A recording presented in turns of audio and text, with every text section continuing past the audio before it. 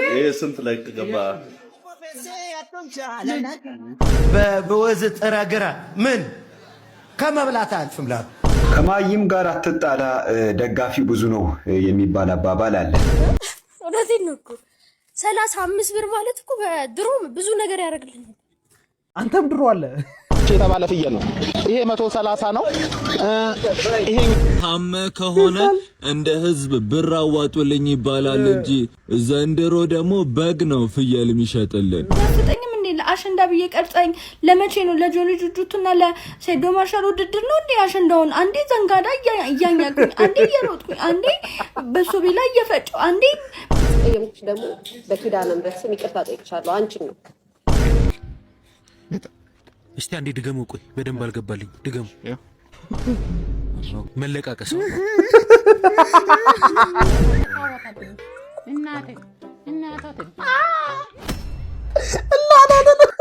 ይቻኛውን ሰውዬ ፎሎ አንፎሎ ያደርጋል። ሴዱ ጌችን ፎሎ አንፎሎ። ሰላም የጽናት ቲቪ ቤተሰቦች እንዴት ናችሁ? ዛሬም አሪፍ አዲስ ትኩስ የሆኑ መረጃዎችና ሐሳቦችን ቪዲዮችን ይዘንላችሁ መጥተናል። ለዚህ ቻናል አዲስ ከሆናችሁ ይህ ጽናት ቲቪ ነው። በዚህ ቻናላችን በየለቱ በማህበራዊ ሚዲያው ላይ እጅግ በጣም አዝናኝ አነጋጋሪ የሆኑ ሐሳቦችና ቪዲዮችን ጠቅለል አድርገን እንመለከት። ታዲያ እናንተም ቪዲዮ ከመጀመሩ በፊት ቻናሉን ሰብስክራይብ፣ ላይክ፣ ሼር አድርጋችሁ መጀመራችሁ እንዳይረሳ። እንዲሁም የጽናት ቲቪ ቤተሰብ የሆናችሁ ላይክ ማድረጋችሁ እንዳይረሳ፣ ሼር ማድረጋችሁ እንዳይረሳ። ቪዲዮቹ ይታያሉ ታውቃላችሁ፣ የሆነ 50 60 100 150 ይታያል፣ ግን ላይክ እየተደረገልኝ አይደለም። ላይክ ማታረጉበትን ምክንያት ደግሞ ኮሜንት ማድረጋችሁ እንዳይረሳ። ወደ ቪዲዮ። ለምንድነው ሙስሊሞች 4 ሚስት የተፈቀደላቸው? ብዙ ሙስሊም ያልሆኑ ወንድሞቻችን ለምንድነው ሙስሊሞች 4 ሴት የተፈቀደላቸው ይላሉ? ለምንድነው የተፈቀደው ኡስታዝ? ይሄ አሁን የሚቃወሙት ሴቶች ናቸው፣ ግን አላህ ለሴቶች አስቦ ነው ይሄን ነገር የፈቀደው። እንዴት? እስቲ አንድ ሴት አሁን ለምሳሌ ፈታች ወይም ደግሞ ባሏ ሞተ፣ ትዳር ለሁለተኛ ጊዜ ትዳር የምታገኝበት አጋጣሚ በጣም ስስ ነው። አንተ ብትጠይቅ ራሱ ማለት ነው ባላ የሞተባት ወይም ልጅ ወለደች ወይም አግብታ የፈታች ሴት ታገባለች። ሐቁን ነው። ኧረ ምን አስዋሽኝ በቃ። አዬ ግን ሁለተኛ ከተባለ በቃ ወንድየውም እሺ ብሎ ወደዛ ፕሮሰስ ውስጥ ይገባል፣ እሷም ደግሞ ቅር ሳይላት ትገባለች።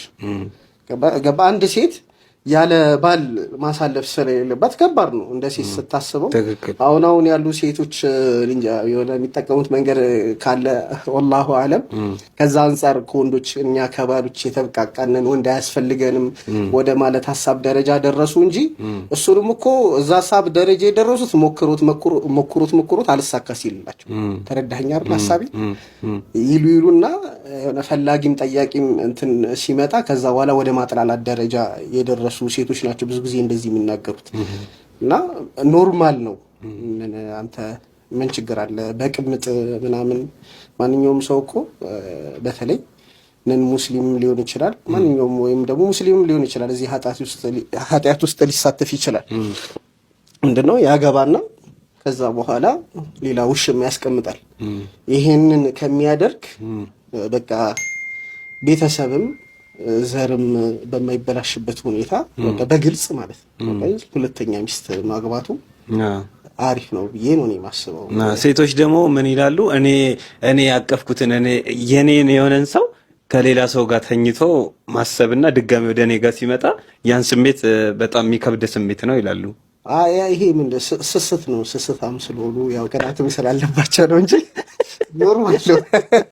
እስኪ ሐሳባችሁን ኮሜንት አድርጉልኝ። በዚህ ጉዳይ ላይ በደንብ መብራራት አለበት ብላችሁ የምታስቡም ሐሳባችሁን ኮሜንት አድርጉልኝ። ስለዚህ ነገር በደንብ ደግሞ አብራራለሁ ብላችሁ የምታስቡ ሰዎችም ሐሳባችሁን እስኪ ኮሜንት ላይ አብራሩልኝ። እንዲሁም ደግሞ ሐሳቡንስ እንዴት ትመለከቷላችሁ? ሐሳባችሁን ኮሜንት አድርጉ። ፍቅረኛው ቺት አድርጋበት ይጣላል። ታዲያ በዚህም ነገር የተናደደው ይህ ሰው በእሷ ስም $600 ብቻ አሮጌ መኪና ሄዶ ይገዛል። ታዲያ መኪናውንም ለረጅም ጊዜ በአንድ የግል ፓርኪንግ ውስጥ ያቆመዋል። ሰውየው መኪናውን ጥሎት በመጥፋቱና ባለመክፈሉ የፓርኪንግ መጠኑ እየተከማቸ ሄዶ በወቅቱም የዕዳው መጠን እስከ $105,000 ደርሶ ነበር። መኪናውም የተገዛው በእሷ ስም ስለነበር የፓርኪንጉ ባለቤት ዕዳዋን እንድትከፍል በሕግ ይጠይቃታል። በስተመጨረሻ ፍርድ ቤቱ $105,000 እንድትከፍል ወሰነባት። ነገር ግን በብዙ ክርክር የዕዳ ቅነሳ ተደርጎ እንደዚህ አይነት በቀል እኔ በህይወቴ ይቻላል።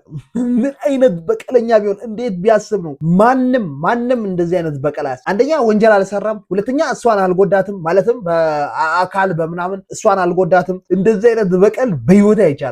እንዴት አያችሁት? እስኪ ሐሳባችሁን ኮሜንት አድርጉልኝ። እንደዚህ አይነት በቀሎች እንደዚህ አይነት በቀል እንዴት ትመለከታላችሁ? ስለ ሰውየው ያላችሁን ሐሳብ ኮሜንት አድርጉልኝ። እስኪ ምን ተሰማችሁ? የሁሉም ችስታ ጓደኛሞች ወሬ። ከዛ በቃ የሆነች ትንሽዬ ቢዝነስ አለች አይደል? የ5 ሚሊዮን ብር ቢዝነስ እሱንም ከፍታለች። የሆነች በቃ ሂውማን ሄር ቤትን ከፍትና 2 ብራንች ከፍታለች። 5 ሚሊዮን ትንሽ ሰው አደረገው። የሆነ ኮፊ ሃውስ ነገር አይደል? ኮፊ ሃውስ ነገርን ከፍትና ከዛ ኮፊ ሃውስ ነበረ ሰው ሲሄድ ማለት ነው አስተናግደን ሲጨርስ ፖድካስት እንጀምራለን። ፖድካስት ማለት ጀምር ወጭ አለቀላቸው። ማን ነው የሚያያቸው ነው የሚያስብለው? ማን ነው የሚያያቸው? እንጀምር። አንቺ ጋር ስንት አለ? እኔ ጋር 300 ብር አለ። 300 ብር ይዘሽ እኔ 250 አለ። የ5 ሚሊዮን ብር ምን ባበር ጠባችን አለ። ይታባቱ ይደርሳል። እኛ እድሜያችን ገና ነው። ሀሳባችን እኮ እየሄደ ነው። እስኪ እንደዚህ አይነት ትውስታ ያላችሁ እንደዚህ ያሳለፋችሁ ማለት ተሰብስባችሁ ከጀለሶቻችሁ ጋር ስለ ቢዝነስ ስታወሩ በዛ ልክ ኤግዛጅሬት አድርጋችሁ ከዛ ከገባችሁበት በኋላ ቢዝነሱ ላይ ከገባችሁበት በኋላ ምን ያክል ጅል እንደነበራችሁ ያስተዋላችሁ እስኪ ሀሳባችሁን ኮሜንት አድርጉልኝ። እኔ ስለነበርኩበትና ራሴን አሁን ስላየው ነው እዚህ ውስጥ በወዝ ጥረግረ ምን ከመብላት አልፍም ላ ተባላለ እንጂ ምንም አይመጣም። አምጣ ጥረግረ ሀብታም ሆንክ የሚል ምንድን ነው ስኬት ሾው ምናምን ናቸው። ጥሬ ግዬ ከ5 ሳንቲ ተነስቼ ከቆሻሻ ለቃቅሜ ከወዳደቀ ነገር መኪና ሰራው ምን አይላ የለም በወዳደቀ ነገር መኪና የሚስቁ ሰዎች ናቸው የገረሙ። እንደዛ የለም አበሻ አሰራሩን ስለማይነግር ነው። ወይ ጅብ ጋልቧል ወይ ልሳን አውርቷል። በጣም የሚያበሳጭ ነገር እኮ ነው የተናገረው። ማለት እኮ የሚስቁ ሰዎች አብረው ይሄን ነገር አምነውት የሚናገረውን ነገር ማለት ባይብል ጥረግረ ብላ ይላል አይደል? ካልሰራችሁ እንዴት ነው የሚባረክላችሁ? እንደዚህ ቁጭ ብለህ ከፈጣሪ መና ወርዶልህ ያንን መና ተጠቅማ የሆነ ቦታ ላይ ለመድረስ ነው። ፈጣሪውን ቅድም እንዳልኳቸው የ5 ሚሊዮን ምናምን ብለው ኢማጂን የሚያደርጉት አይነት ወሬ እኔ እንደዚህ አይነት አስተሳሰብ የት እንደሚያደርሰን ወይም ደግሞ እንደዚህ አይነት መጃጃል እስኬት ድረስ እንደሆነ ምንም ሊገባኝ አልቻለም። እስከ መች ድረስ ነው እንደዚህ ተጃጅለን ቁጭ ብላችሁ ትስቃላችሁ? እሱ እኮ በሚሊዮን ነው ጫወተው። አንተ ኪስ ቢበረበር 100 ብር የሌለ ሰው የቁጭ ብለህ ትስቃለህ እንደዚህ ሲያወራ። ከማይም ጋር አትጣላ ደጋፊ ብዙ ነው የሚባል አባባል አለ። ያው ይሄን ሰውዬ ስናገር የሚደርስብኝ ተቃውሞ ስለማውቀው ነው። እኔ በአካባቢ ጂፕ ጋልበው ሀብታም እንደሆኑ የምጠረጥራቸው ሰዎች አሉ። ጂፕ ጋልበው ወይም ደግሞ የጨለማውን አሰራር ተከትለው ሀብታም ሆነዋል ብዬ የምጠረጥራቸው ሰዎች አሉ። ግን አንድም ልሳን ተናግሮ ሀብታም የሆነ ሰው አይቻላል። ወይም ደግሞ እዚህም ቸርች የምትመላለሱ ሰዎች እዚህ ሰውዬ ጋር የምትመላለሱ ሰዎች ህይወታችሁ ተለውጧል ወይ? በሰውየው ደረጃና ሰውየው የሚኖረውን ህይወት ኤክስፔሪንስ እያደረጋችሁ ነው ወይ? እየበለጸጋችሁ ነው ወይ? ያው የብልጽግና ወንጌል ነው የሚሰብከው፣ የሚበለጽገው ራሱ ነው። ግን እሱ ጋር የምትሄዱ ሰዎች እየበለጸጋችሁ ነው ወይ? ፍሬውን እየበላችሁ ነው ወይ? እናንተ ይህን ጥያቄ ማቅረብ እፈልጋለሁ። ማለት አሁን እሱ እንደሚለው ከሆነ ጥረህ ግረህ መስራት ልትበላ ትችላለህ፣ ሀብታም ልትሆን ግን አትችልም ጥረህ ግረህ በመስራት። ስለዚህ መጽሐፍ ቅዱስ የሚለው ጥረህ ግረህ ብላ እንጂ ጥረህ ግረህ ሀብታም ሁን የሚል ስላልተጻፈ ጥሮ ግሮ መስራት ሊያበላ ይችላል እንጂ ሀብታም ሊያደርግ አይችልም።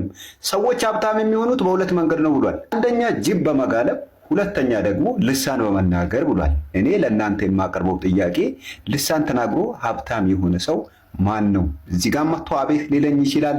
ቪዲዮም ሰርቶ ሜንሽን ሊያደርገኝ ይችላል። እኔ ልሳን ተናግሬ ወይም ደግሞ እዚህ ሰውዬ ጋር ሄጄ እሱ የሚለኝን ነገር ሰምቼ እሱ በተናገረው ነገር መሰረት ተንቀሳቅሼ ሀብታም ሆኛለሁ የሚል ሰው ካለ ይምጣና ያናግረኝ። እንዴት ሀብታም እንደሆነም ለእኛም ሼር ያደርግ። ስለዚህ አትሊስት ይሄ ሰውዬ አንድ ነገር አምኗል። ሀብታም የሚኮነው በሁለት መንገድ ነው። አንድ ልሳን በመናገር፣ ሁለተኛ ደግሞ ጂፕ በመጋለብ። ስለዚህ እነዚህ ሰዎች ወዴት እየመራቸው ነው የሚለውን ነገር ከዚህ ውስጥ ስናወጣ ሰዎቹ ልሳን ተናግረው ሀብታም መሆን ካቃታቸው ጅብ ሊጋቡታል ማለት ነው። ጂፕ መጋለብ ምን አይነት አፈር የሚልና ከመሬት ያልተነሳ ሁሌ መሬት ላይ የሚርመጠመጥ ትምህርት ነው የሚያስተምረው። ከመሬት ያልተነሳ ትምህርት ሰማይ ያደርሰኛል ብለህ በፍጹም ልታምን አይገባም። ስለዚህ ከእንደዚህ አይነት ሐሰተኞች ልትጠበቁና ራሳችሁ ልትጠብቁ ይገባል የሚል ምክር ነው ያለኝ። ቅድም ያልኳትን ነገር ግን እንዳትረሱ። ልሳን ተናግሮ ሀብታም የሆነ ሰው ካለ በቪዲዮ ሜንሽን ሊያደርገኝ ይችላል። ኮሜንትም ላይ እኔ ሀብታም ሆኛለሁ ብሎ ሊጽፍ ይችላል። ይመቻችሁ። መልካም ቀን። እኔ አሁን እዚህ ላይ ምንም መጨምረው ነገር የለም። እኔ ከተናገርኩት በላይ እንደውም ይሄ አጉልቶት ነው የተናገረውና ስሜቴን ነው የተናገረው፣ በደንብ አድርጎ ነው የተናገረውና ኮመንት ላይ እናንተም የራሳችሁን ሐሳብ አስቀምጡ። ገንዘብ እንዴት ነው የምታየው? ገንዘብን በክብር አለማየትም ዋጋ ያስከፍላል። ገንዘብን አግዝፎ ማየትም ዋጋ ያስከፍላል። የእውነት ለመናገር እኔም ባልል ዋጋ አለው። እኔም ባልል ኢቭን እግዚአብሔርም ይለዋል። ጌታ መሆን የሚችል ነገር ነው ገንዘብ ነው። ጌታ ነው። ለሁለት ጌታ ይለዋል አይደል? አትገዛ የሚለው ለዛ ነው። ጌታም ካረክሽው ደግሞ የምታጭው ነገር አለ ማለት ነው እዚህ ውስጥ። በዛ መካከል ነው መሆን ያለበት። በጣም እንደሚያስፈልግ አምናለሁ። እንዴት መሰለሽ የሚያስፈልገው? ለምሳሌ የሆነ ግጥም መስራት ፈለግኩ። አሁን አይ ግጥሜን የምሰራበትን ሌቭል ገንዘብ ይወስናል። ለምሳሌ ለማድረስ የምፈልግበትን ሌቭል፣ ለመስጠት የምፈልግበትን ሌቭል ገንዘብ ይወስነዋል። ገንዘብን ደግሞ በጣም አግሬሲቭሊ እንትን ምል ከሆነ የጸሐፊ ነፍስ እዛች ጋር አይደለችም። እዛም ጥግ ላይ አይደለም።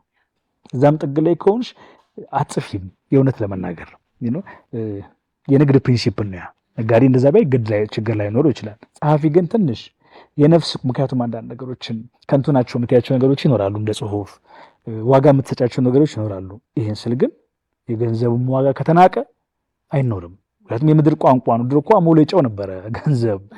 ቁጥሯ ወረቀቱ አይደለችም፣ መለዋወጫ ነው። ያጣሽውን ነገር ወይ የምትፈልጊውን ነገር የምትገዥበት ማለት ነው። ግን ፍላጎት እስካለ ድረስ ያ ነገር ዋጋ። ሐሳቡ እንዴት አያችሁት? እስኪ ሐሳባችሁን ኮሜንት አድርጉልኝ። እኔ ፈጽሞ በዚህ ሐሳብ ነው የምስማማው። ማለትም በላቡ በወዙ ሰው ሰርቶ ለፍቶ ፈጣሪ ያንን ገንዘብ የባረከለት ሰው ገንዘብን እንዴት አድርጎ መጠቀም እንዳለበት፣ ገንዘብን እንዴት ማክበር እንዳለበት ያውቃል። ገንዘብን መልሶ እሱን ያከብረዋል ብዬ አምናለሁ። ገንዘብ ፓወር አለው። ፓወሩን ግን እንዴት መጠቀም እንዳለባችሁ ስታውቁ ገንዘብ መልሶ ያከብራችኋል፣ አሊያ ደግሞ መልሶ እሱ ጌታ ሲሆን መልሶ ያዋረዳችኋል ብዬ አስባለሁ። እናንተ ደግሞ ሐሳባችሁን ኮሜንት አድርጉልኝ። እንቀጥል። አሁን ይኸውላችሁ ከሱቅ መምጣት ከዛ ባለ ሱቁን ሄጄ ሰንቺፕስ ስንት ነው አልኩት። ስንት ብር ይለኛል? 35 ብር። 35 ብር ማለት እውነቴን ነው እኮ 35 ብር ማለት እኮ ድሮ ብዙ ነገር ያደርግልኛል። አንተም ድሮ አለ ወይ? ዘንድሮ ማናየው ጉድ የለም። እሱም ድሮ አለውና በሱ ጊዜም ድሮ 35 ብር ብዙ ነገር ይሰራል። አሁን ግን ሰንቺፕስ እንኳን መብላት አልቻልንም እኮ። ግን እኛ እንደዚህ ሰንቺፕስ መብላት ያቃተን ህዝቡ እንዴት ሊኖር በለው? ሽንኩርት እንዴት ይገዛል? ያረቋሳ ድንቹ ራሱ እኮ ጠብሰን ብንበላ ሙዳችን ነው። ግን ዘይት ተወደደ ወንድሜ፣ ዘይት ተወደደ። ዘልቆ ገብቷል። ታውቃላችሁ፣ ይሄ የኑሮ ውድነቱ ዘልቆ ገብቷል። እናንተ ቁጭ ብላችሁ እዛ ጋር ሳቁ። ኑሮ ውድነቱ ዘልቆ ሳንቺፕስ ላይ ገብቷል። ሳንቺፕስ ላይ ድሮ 35 ብር ብዙ ነገር የሚሰራው 35 ብር አሁን ሳንቺፕስ ለመግዛት ከብዶታል። እናንተ ቁጭ ብላችሁ ሳቁ። እኔ 130 ሺህ የተባለ ፍየል ነው ይሄ 130 ነው። ይሄኛው 130 ነው።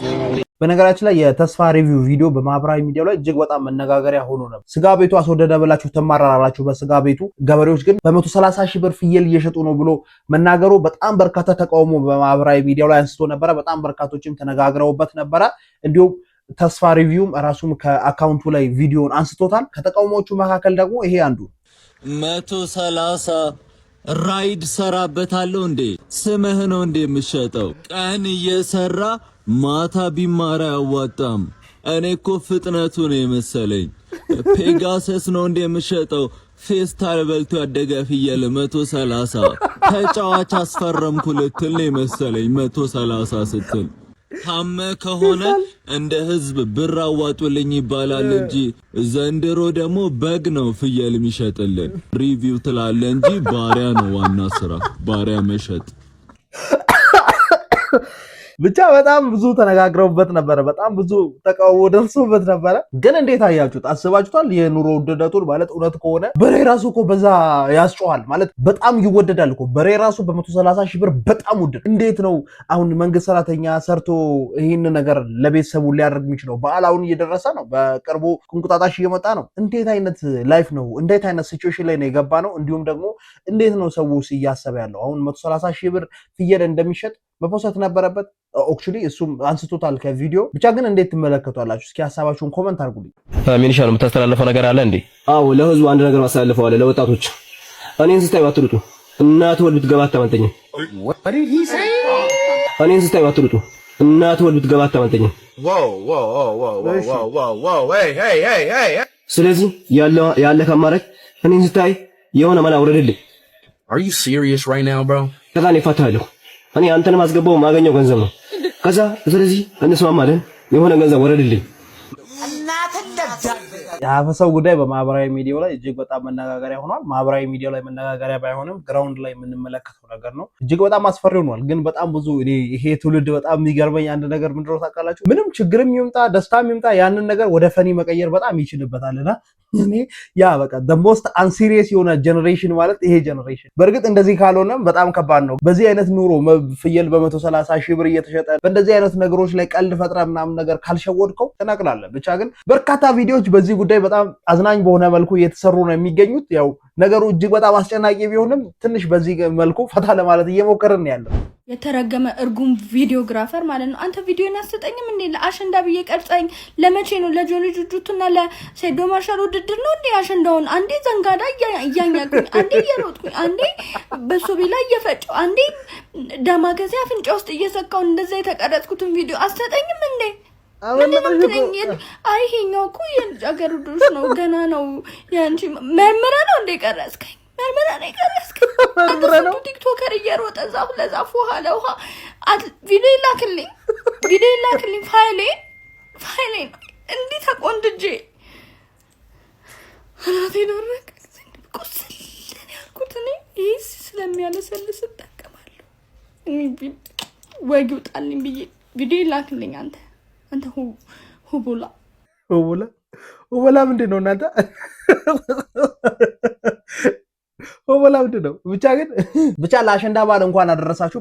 እንደምታውቁት ማህበራዊ ሚዲያው ላይ የሴቶች ጊዜ ነው። ሁሉም አበሻ ሁሉም ኢትዮጵያዊ ትግሬ የሚሆኑበት ጊዜ ነው። ይሄ ወንዝ ዳር የሚሮጧት ነገር አለች። ወንዝ ዳር ቁጭ ብለው ምናምን እግራቸውን የሚታጠቧት ነገር መፋቂያ ይዘው ምናምን እንደዚች እየተሸፈኑ ምናምን እየተሽኮረመሙ የሚሰሯት ቪዲዮ በጣም ትሬንድ ናት። በዚህ ጊዜ እንደዚህ ነው የሚሰራውና አምልጧታል። እንግዲህ በጣም በህይወቷ ትልቁ ነገር አምልጧታል እና ቪዲዮግራፈር ከህይወቷ የሆነ ነገር ቆርጣ ወስዳልና የስራን ይስጥ። ካስቀየምኩሽ ደግሞ በኪዳነ ምሕረት ስም ይቅርታ ጠይቅሻለሁ። አንቺን ነው ለእናታችንም ቢሆን ነፍስ ይማር። በነገራችን ላይ እናትየዋ በጣም የሚያሳዝኑ እናት ናቸው። አንድ ወዳጄ ምን ብሎ ነገር መሰላችሁ? እኚህ እናት አይደለም እኛን ኢትዮጵያኖችን ቀርቶ ፈረንጆችን እንኳን ሲያገኙ እንደ ሀበሻ ነው አቅፈው የሚስቡት። ልጄ ብለው ነው የሚያጎርሱት። ከዚህ በፊት አንድ ፈረንጅ ምን እንዳረጓቸው ታውቂያለሽ? ሊያሉ ልጄ ብለው ቅፍ ሲያረጓት አንገታቸው ላይ ያለውን ሀብል ወርቅ ሰረቀባቸው ብለው ነገሩ። እዛው አሜሪካ ያሉ ሰዎች ናቸው የነገሩ። ውሸት ከሆነ መቼም ውሸት አላወራም። እና እኚህ እናት ሁሉንም የሚያቅፉ እናት ናቸው። ሁላችንንም የሚወዱን እናት ናቸው። በሰዓቱ መነጋገሪያ ርዕስ ሆኑና ተነጋገርንባቸው፣ አወራንባቸው እንጂ ጠልተናቸው። እኔ እውነት እግዚአብሔር ምስክሬ ነው ለሳቸው በመጨነቄ ምናልባት እኔ እንደናንተ ላላስብ እችላለሁ። እኔ ስለ እናቶች ያ ብዙ ጊዜ ያ እናትን ትጎዳለች ምናምን ትላላችሁ። እኔ እናቴን ሳልጠግባት የተለየው ልጅ የሰውን እናት እንዴት ትጎዳለች? እኔ እኮ እናቶቻችሁ ስታንቀባርሩ ሳይ ነው ደስ የሚል። እናቶቻችሁ በቃ ስትንከባከቡ ሳይ የምር ነው ደስ የሚል የምወዳችሁ። እና ለምን ይመስላችኋል ያልገባችሁ ነገር? እኔ yes it's for me thank you ለምን ይመስላችኋል? ዛሬ ላይ እናቴ ሁሌ ነው የምላችሁ፣ ዛሬ ላይ እናቴ ብትኖር እንደ ንግስት ነው ማኖራት። ማርያምን ገላ መሸጥም ከሆነ ሽጬ እናቴን አንቀባርሬ ያኖራታል። ውሃ አታነሳም ብዬ ነው የማስበው። ምክንያቱም አጥቻት ጉዳቱን የማውቀው ነው።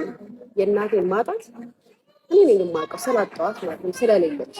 ስለዚህም ነው በቃ እናቶቻችሁን አንቀባሩ፣ እናቶቻችሁን ተንከባከቡ፣ እናቶቻችሁ ላይ እንደዚህ አታድርጉ ምናምን ብዬ የምጮህ ለዛ ነው እንጂ እናቱ ጠላለች ምናምን ማንም እንኳን አይደለም እናንተ በሚዲያ የምታውቁኝ በአካል የሚያውቁኝ ይመሰክራሉ። የሰው እናት የኔ እናት አድርጌ የምንከባከብሽ። በነገራችን ላይ ስለኚህ እናት እኔ ያወቅኩት ማለት ቪዲዮውን ከተመለከትኩ በኋላ በተለይ ደግሞ ካረፉ በኋላ ነው ቪዲዮዎቿን በደንብ መመልከት የጀመርኩት። እና ይሄ አብዛኛዎቻችን ኢትዮጵያውያን እናት ብለን ኤክስፕሌን የምናደርገው እናት የለች ይሁን እናት ብለን ኤክስፕሌን የምናደርጋት እናት እንደዛ አይነት እናት ናቸውና ካረፉ በኋላ ነው ያወቅኳቸውና በጣም ነው ያሳዘኑኝ። በጣም ነው አንጀቴን የበሉኝ እግዚአብሔርንና አሁንም ቢሆን ነፍሳቸውን በገነት ያኑርልን። ነገር ግን ከሊያሾ ጋር በተያያዘ እናንተ እንደምታውቁት በጣም ብዙ ጭቅጭቅ ተነስቶ ነበረ። ሊያሾ ከዚህ በፊት በህይወት እያሉ የሆኑ አስተያየቶችን ሰጥታ ነበረ። ነገር ግን አሁን ካረፉ በኋላ አብዛኛው ሰው በሊያሾ ላይ ተገልብጦ ያንቺ አፍ ነው የገደላቸው በማለት በጣም ብዙ ትችቶችን ሲያወርዱባት ነበር። እናም እሷም እኔ እንደዛ አስቤ አይደለም፣ ነገር ግን እንደዛ አስባችሁ ከሆነ እጅግ በጣም ይቅርታ፣ ይሄንንም ካደረስኩባችሁ በጣም ይቅርታ ብላለች። እናንተ ምን ትላላችሁ? ሐሳባችሁን ኮሜንት አድርጉልኝ። እንከተልኛ የዚህ ዓመት ጂፓወር ክሬቲቭ አዋርድ 2026 ኖሚኔሽን ተጀምሯል። A few moments later ሲሰጠው ግን አሪፍ ከዚህ በኋላ ቲክቶከሮች የሚሰሩት ቪዲዮ ጀምር። አክሽን ሰላም ነው እንዴ? እስቲ አንዴ ድገሙ። ቆይ በደንብ አልገባልኝ። ድገሙ። መለቃቀስ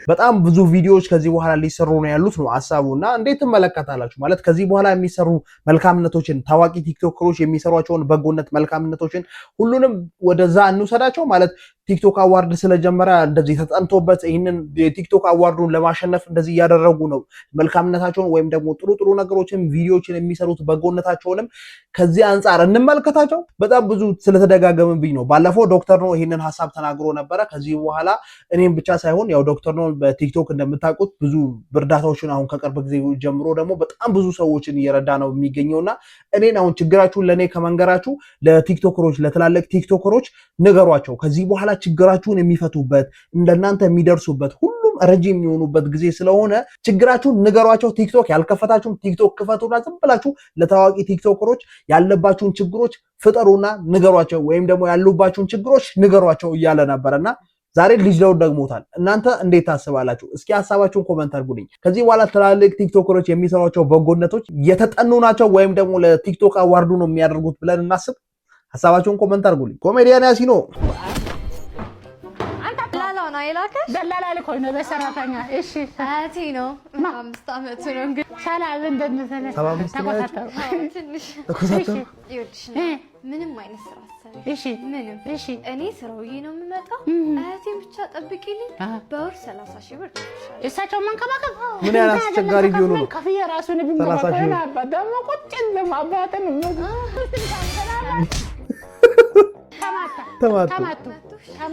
ተማታ ችግር የለም አባት ይቀጣለት ችግር ታው ጋር ችግር ፊተን ብቻ የሚጠርግበት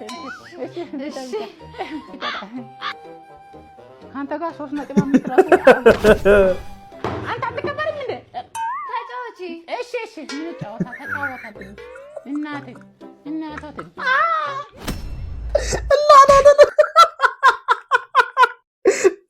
አንዴ በኮሜዲው አንዴ በፍልስፍናው አንዴ በቁም ነገሩ በቃ ዘንድሮ አልተሻለም። እግዚአብሔር ዘንድሮ የሚሰራቸው ቪዲዮዎች እኔ በቃ ምን ልበላችሁ በጣም የሚገራርሙ ናቸው። እንዲህ ነው ያደረገን። በቃ አንዴ በኮሜዲው አንዴ በፍልስፍና ሐሳቦቹ ያጨቃጨቀናል፣ አንዴ በኮሜዲው ያዝናናናል፣ አንዴ ደግሞ በቁም ነገሮቹ ያነጋግረናል። እንዴት አያችሁት? ኮሜዲያን ያሲኖን እስኪ ሐሳባችሁን ኮሜንት አድርጉልኝ። የዘንድሮ የቲክቶክ ክሬቲቭ አዋርዱን ማን ይበላዋል ብላችሁ ታስባላችሁ? አዶናይ፣ ኮሜዲያን ያሲኖን፣ ልጅ ዳውድ፣ ዶክተር ነው ማንን ትላላችሁ? ማን የሚበላው ይመስላችኋል? ሐሳባችሁን ኮሜንት አድርጉልኝ። እስኪ በኮሜንት እንወቀው። ካሁኑኑ እስኪ ራንክ እናድርግ፣ ግምታችሁን አስቀምጡ። ይሄ መልእክት ለኢትዮጵያ ሕዝብ ነው። እኔ ውድድሩ የቀረው 4 ቀን ነው፣ ግን እኔ አልወዳደርም። በቃ መወዳደር አልችልም። እኔ ለምን እንቁላሉን እኔ አስጠይቄያለሁ፣ በሃይማኖት ማስጠይቄያለሁ። ሲህር ነው፣ ድግም ተሰርቶበታል፣ መተት ተሰርቶበታል ተብያለሁ። በእንደዚህ አይነት ነገር ደግሞ እኔ አልጫወትም። ስለዚህ የኢትዮጵያ ሕዝብ ትኬት የገዛችሁ ለውድድሩን ስፖንሰር ያደረጋችሁ ምናምን እኔ አልጫወትም ማለት ነው። ድግም ሰርቶ ነው። ከዚህ በፊትም ንቃተ ህሊናን በእንቁላሉ ከመታው በኋላ ነው በቃ ልጁ ከዛ በኋላ የጀዘበው ማለት ነው። ስለዚህ እኔ ውድድር አልወዳደርም። ትኬት የገዛችሁም ሰዎች በቃ ወይም ሌላ ተደባዳቢ ከውጭ አምጡልኝ። ሐሙስ ሌላ ከመጣችሁልኝ እገባለሁ። ግን ከዚህ ሰውዬ ከመተታም ሰውዬ ጋር አልገባም። በቃ ከዚህ ከበቀሉ ጋር አልገባም። ይኸው ቲሸርታችሁን ውሰዱ። አልፈልግም። ያስ እኔ ሴዶ በነገራችን ላይ በጣም የሚመቸኝ ማለት ነው እንዴት አድርጎ ቲክቶክ ላይ ማንጫጫት እንዳለበት ሰዎችን እንዴት ማነጋገር እንዳለበት በጣም ነው የሚያውቀውና ቢዝነስ በደንብ የሚችል ሰው ነው። አሁን ይሄን ቪዲዮ ዝም ብለን ተመልክተን ስክሮል የምናደርገው ቪዲዮ ነው ማለት እንደዚህ ለማንጫጫት እንደሚናገር ግልጽ ነው። ከ4 ቀን በኋላ ላለው ፋይት ስንት ውል ከተፈራረመ በኋላ ስንት ነገር ካደረገ በኋላ ከፋይቱ እንደማይወጣ ግልጽ ነው። ግን በማህበራዊ ሚዲያው ላይ በጣም ያሳቀኝ በርካታ ሰዎች ናቸው የተቀባበሉትና እኔ ግራ የገባኝ ማለት ምናልባት አሁን ስለ ፋይቱ ሲወራ ወይም ስለ ሴዶ ሲወራ ማህበራዊ ሚዲያው ላይ ቫይራል ስለሚወጣ ይሁን ምንም አላውቅም፣ ግን በጣም ብዙ ሰዎች መቀባበላቸው በጣም ገርሞኛል። አንድ ቪዲዮ ግን ልጋብዛችሁ። ሴዶ አልጣላም ብሏል። ከእንደገና አሁን ዛሬ አልጣላም ብሏል። አሁን እኔ ለጌታም ጌታ አለው ምንድነው ጌች ያኛውን ሰውዬ ፎሎ አንፎሎ ያደርጋል። ሴዶ ጌችን ፎሎ አንፎሎ ጌች አሁን ቤት ቁጭ ብሎ እሺ እኔ ምን ላርግ ዱባይ ላ ማስታወቂያ አሰራው ከዛ ውትፍ ነቃ ያዘጋጀው ምን ላርግ እያለ ነው። ቲክ እየቀለደ ራሱ አይመስለኝም እውነት ለመናገር ማለት ነው። አይታችሁታል መጨረሻ ላይ ልብሱን አውልቆ እንዴት እንደሄደ አይታችሁታል። በቃኝ ጆኒ ደግሞ ጭራሽ አይ ዶንት ቲንክ የገባው ራሱ አይመስል። ጆኒ ደግሞ እንደ ፍቅር አይነት አጠራር ነው የሚጠራው። ሴዶ ሐሙስ ማታ ራብ በልተህ ወይን ተጎንጭተህ ከኔ የሚያተርፍ ሰው የለም ትመጣለህ፣ አንቀዋለሁ። ይህን ነገር ተረዱን። ባይዘው ፕሮግራሙን የምታዘጋጁትም ሆናችሁ ተወዳዳሪዎቹ ፕሮሞሽን ላይ ያላችሁ ሰዎች ምናምን ነገር ማለት ነው። አሁን አይኑ ኢቲኤፍሲ2 ምስራቅ አፍሪካ ውስጥ ትልቁ ኢቨንት ነው። በቃ ትልቁ ኢቨንት ነው። ሳፋሪኮም እነ ጌጅ ምናምን በቃ የሚገርም ስራ ነው የሰራችሁት። እሺ በቃ እኛ ግን 2018ን በትክክለኛው መንገድ መሰናበት አለብን። በቃ እንደ ተመልካች እየፈለግን ያለነው ነገር እዛት ይሄ በጣም ብዙ ነገር መጠየቅ ነው። 2018ን በስነ ስርዓት እንሰናበተው በቃ። ስለዚህ የሆነ ሰው ስበሩልን ወይ ደግሞ ኖካውት አብሉልን። ይሄ ከባድ ነገር ነው አልገባኝም። ይኸውላችሁ እኔ ሴዶን የምደግፈው ታክሲ ውስጥ ጆኒ ጁጅቱን የሚመስል ሰውዬ ውትፍ ስላሳየኝ ነው። ውትፍ ነቃይ ውትፍ ስላሳየኝ እኔ ፐርሰናል ነው የሱ ማለት ካሌብን የምደግፈው መርካቶ ሄጄ ስልኬን ተበልቼ ስለነበረ ነው። በቃ ምንም ይሄን ያህል ዲፕ ነገር የለውም። በቃ ስለዚህ የኮሜዲያን ጤፋ አልመጣም ምናምን እንመጣለን። አንተ ያለበት ድረስ ከፍለናል። እንግዲህ አሁን ከፍለን ትኬት ገዝተናል። 150 ሺህ ብሩን 100 ሺህ ብሩን ተሽጦ አልቋል። እንመጣለን። በቃ እኔ ዛሃራን የምደግፈው የአብስራን የመሰለች ሴትዮ ሪጀክት አድርጋኝ ነበር። እንደዛ አይነት ሴት ነው እሱ ፐርሰናል አድርጎታል ማለት የሱ ፐርሰናል ነው። ሰው ሲያሸንፍ እሱ እንዳሸነፈ ነው የሚቆጥረው ማለት ነው። እስኪ እናንተ ግምታችሁን አስቀምጡ። ይሄ ሴዶ ማርሻራት አይመጣም ምናምን እሱን ተውት። ማን የሚያሸንፍ ይመስላችኋል? የሐሙሱን ጨዋታ ማለት ከሴዶ ማርሻራትና ከጆኒ ጁጁ ማን የሚያሸንፍ ይመስላችኋል? እኔ ከንቃተ ህሊናና ከሮቤል እንዲሁም ማየት የምፈልጋቸው ማለት ነው። ይሄ ቦክስ ላይ ታይሰንና አብርሃም፣ እነዚህ ላይ መስፍን ብሩና ማን ነበር ያኛው? ማን የሚያሸንፍ ይመስላችኋል? ሐሳባችሁን ኮሜንት አድርጉልኝ። በየስማቸው ኮሜንት አድርጉ። ይሄ ስንት ላይ ገባ?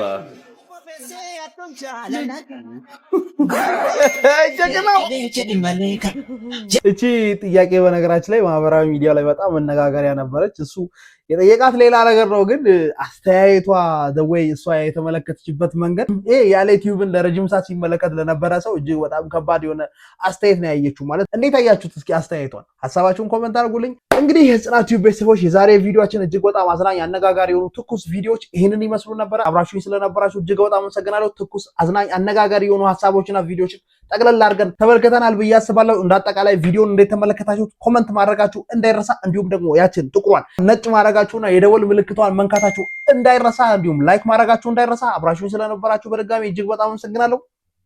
ቸር ቆዩልኝ።